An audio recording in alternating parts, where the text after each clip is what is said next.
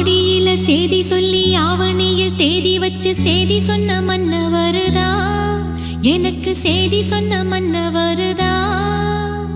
சொந்தம் சொல்லி நெத்தியில குங்குமத்தை வச்ச ஏன் மன்னவரு